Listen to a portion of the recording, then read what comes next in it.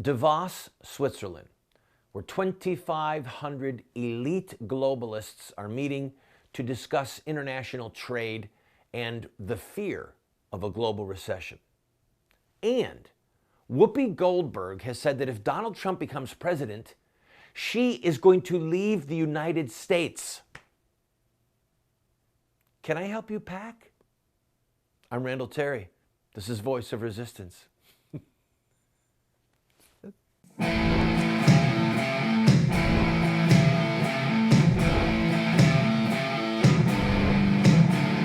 Those who forsake the law praise the wicked.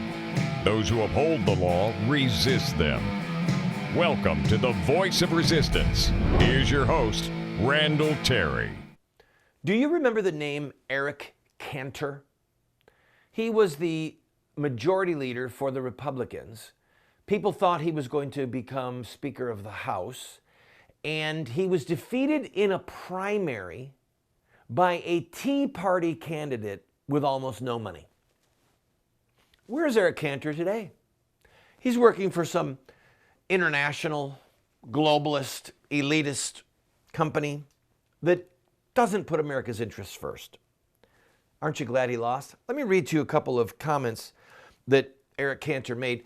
Cantor is in Switzerland at the Davos meeting. Here's what he said.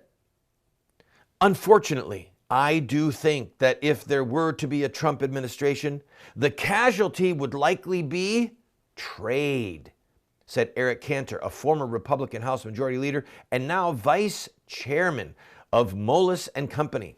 That's a very serious prospect for the world.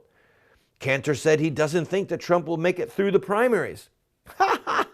A common theme among Davos attendees who nevertheless are still talking about him.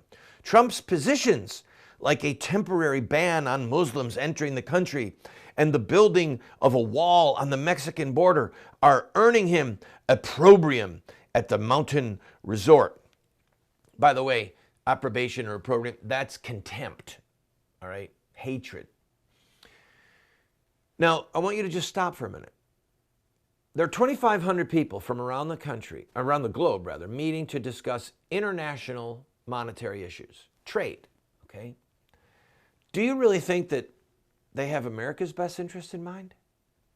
Trump says, we're going to put a temporary ban on Muslims for our security, and we're going to build a wall on the southern border to actually have sovereignty once again and stop losing jobs for American citizens to illegal aliens. Trump is clearly saying, let's make America great again. Cantor, on the other hand, is saying, we've got to deal with the world economy. Do you see the point of this? Trump is talking about protecting Americans.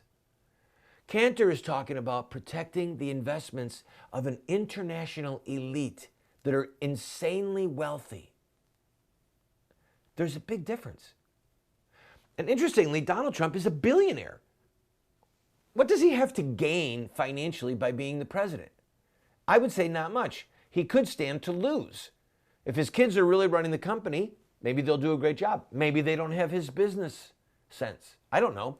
That's not the point. The point is, they use the word, the bad guys use the word, Eric Cantor uses the word, protectionism. Ooh, protectionism. You know what that sounds like to me? Anti-choice. Do you know what I'm talking about? The baby killers call me, call you, if you're truly pro-life, anti-choice, anti-woman. I'm not anti-woman. I'm not anti-choice. I want to see human life protected from murder, okay? So when they try and use the phrase anti-choice as a moniker of evil, well, you know what? I am against the choice of murdering a little baby and ripping its head off. And I own that without flinching, without apology. 3,000 babies were killed yesterday. 3,000 will be killed today. 3,000 will be killed tomorrow. Maybe not so much in Washington, D.C. because they're buried under a foot of snow. But anyway, maybe God will save some of the babies that were scheduled to die at Planned Parenthood just a few blocks from the White House. Back on point. So they call Trump a protectionist. Well, maybe that's not so bad. There's people mocking him, saying he wants to go back to prior to World War II. Maybe that's not so bad either. I mean, think about it. Prior to World War II, and in the 1940s and the 1950s after World War II, a husband could make a decent living for his family, and the wife didn't have to work. She could stay home, raise the children. They weren't running ragged with 2 jobs barely making it. We had a manufacturing heaven, virtually paradise here in America. I've got to take a break. I want to talk more about the economics of this, but the fact that this economic elite are worried about Donald Trump makes me like Trump even more, because I don't like and I don't trust these people. You shouldn't either.